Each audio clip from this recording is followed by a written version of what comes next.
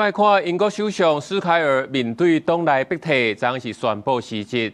所領導的工黨9月初1國會復會進程，就來選出新的黨魁。這是英國最近這10年以來第7個首相。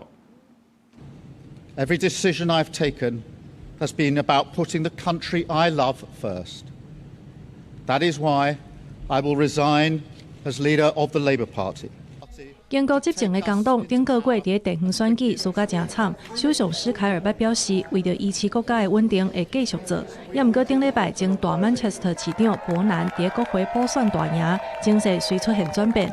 伯南予人看作是會當引帶工黨繼續執政的上聯盟的人選，正做予斯凱爾清洗的最後一個原因。We have an opportunity to turn the tide, to make the country feel like it's working again, to make people see that politics can make a positive difference, to make people feel hope again.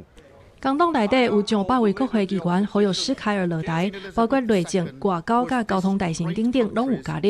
有媒體報道指出，斯凱爾在甲內閣大臣、顧問甲工會領袖等人講話了後，認為家己已經無通繼續留任。當當國界咧搖的時，伊在8月主動提出請辭的計劃。